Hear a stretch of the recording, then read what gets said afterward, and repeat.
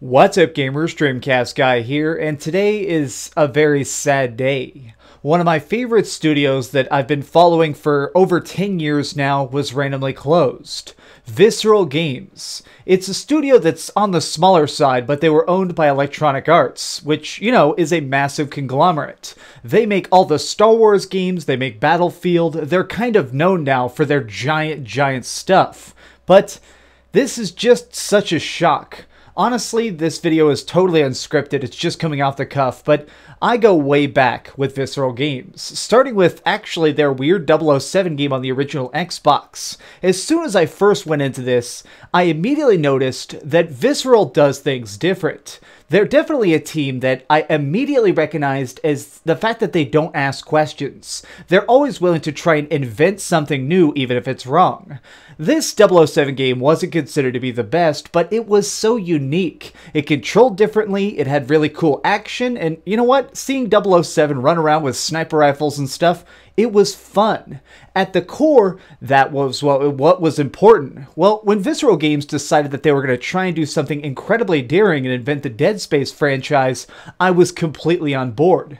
I was so into this, I ended up getting the official Game Informer that talked about it, and I cut out all the different pictures they had. This was the first time anybody in the world had actually seen gameplay of it, and it just looked to be such an awesome reinvention of survival horror. Taking the scares into this intergalactic territory, it gave us an ability to be afraid in space, but not just of aliens, of our fellow man. It was basically space zombies, but we all knew that it was a daring project, and unfortunately, it didn't make them a ton of cash. Electronic Arts ended up giving them a second chance and letting them make a Dead Space 2, but it had to make crazy money in order for them to stay in business.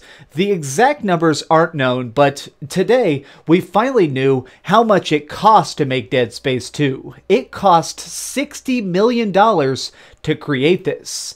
Personally, I think it was worth every penny. The bigger environments and gooier monsters was an awesome touch. It made a game that was great even better, and unfortunately, it looks like they just barely broke even. When it came time to make a Dead Space 3, it had microtransactions and forced multiplayer, aspects that most people didn't like. It didn't have that same core horror feel, and because of it, the audience stripped it off. Now, they didn't get shut down at that point. Instead, they just got shifted onto other projects. This is when they made Battlefield Hardline. And again, it actually had that visceral touch. It was so unique. When I made my review all those years ago, I made fun of the fact that you could just play through the entire game passively. When you're going through the story mode, you're supposed to be this awesome cop trying to take down the bad guys. But you could actually non-lethally take out everybody just by showing them their badge or disarming them. It was a very interesting mechanic, and I didn't personally love it, but I do really respect the fact that it's not just a run and gun shooter. It was a game that had the Battlefield name and the Battlefield branding, but still managed to be totally unique. For their years of dedication and hard work, it seemed like recently they were finally being rewarded for it. True, their previous games didn't make tons and tons of money, but now they were being trusted with a big name. They were going to be making an all-new freaking Star Wars game.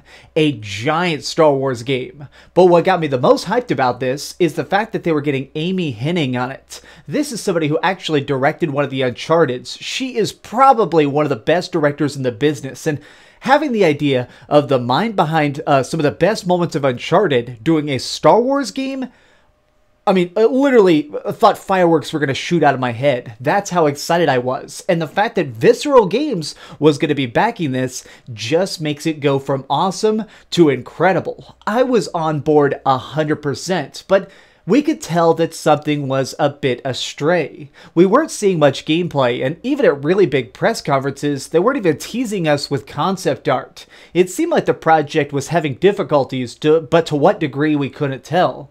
Well, now, this is what pisses me off the most. Today, Electronic Arts obviously came in and fired everybody. All these talented people are now out of a job. But what's even worse is they told us that the reason they're scrapping them is that they didn't like how this Star Wars game was turning out. In their exact quote, they say, well, it was coming along as a really cool single-player linear experience, an adventure you just walk through once and you love. Well, that sounds a lot like Uncharted or Last of Us, Naughty Dog projects that Amy Hennig already had a hand in. That is exactly what I would expect her to make. Apparently, EA doesn't want that. EA wants some way to put in season passes and microtransactions. Loot boxes are what make their billions, and it's hard to try and put loot boxes in something like Uncharted, even if it is Star Wars Uncharted. So personally, I think that they walked in, cut everybody's throat, and instead turned it into a totally different thing. Everybody is gone, and realistically, they're probably going to end up deleting all the work they did. All the art, all the music, all of everything that people spent so much working on is just going poof. And that drives me crazy. The idea that Visceral Games managed to put so much time and so much effort into beginning this project, laying that amazing groundwork, and it's being liquidated is just crushingly disappointing. The death of Visceral Games is something that I think will be remembered because they all cared about it. They were a team of people who wanted to make something different, just to make it memorable, even if it is just a spin-off or something else that's branded, or a couple times they got hired just to make DLC. And you know what? Everything they touched was still their own little twist. It was a project that was so clearly visceral at its heart. And now, all of these amazing people are going to be broken up and split apart, all having to find different jobs and hope that they can land on their feet. It's just sad, and it shouldn't have happened. It shows that Electronic Arts is more and more only concerned about making games as a service, making something that you continually pay for until eventually you go broke or get bored. It's the end of an era, and really, I'm kind of secretly hoping that they all stay together and maybe kickstart a Dead Space 4. Obviously, they can't call it that, but I would love to see something that's called, like, Not Alive Galaxy. I'd put some money down on that, although, with how much these games cost to make, that might not be possible. Either way, I want to end this video with, well, this picture. It's all of the amazing employees. They all came together for one last photo, just waving and letting us know that our love did get to them, and that does make the difference. But I want to know what you think about this whole crazy mess. In the comments down below, let me know your thoughts on the death of Visceral, and, you know, really kind of break down what you think of Electronic Arts and all their crazy moves lately. If you enjoyed this video, please give it a like, share with your friends, and subscribe if you haven't already. But do me the biggest favor of all and keep dreaming. Excuse me, my eyes are really bothering me. If I sound slightly echoey, it's because I cleaned everything out of this office today. Literally, this entire office, except for this desk, is basically gone. Oh, and also this. The wall is still kind of there for now, but I'm going to remove all this tomorrow. Oh, hey! I was just playing a little bit of Grand Theft Auto on my Darth Vader PSP. Are you curious what I'm going to come out with next? Well, if you click this button, you'll be subscribed to be the first to know. Also, if you click over here and here, you can see my latest review and my latest top 10. I promise, it was super good. Or it was really bad, and I'm sure you can just make fun of me in the comments. Either way, it'll be a lot of fun. Thanks so much for watching.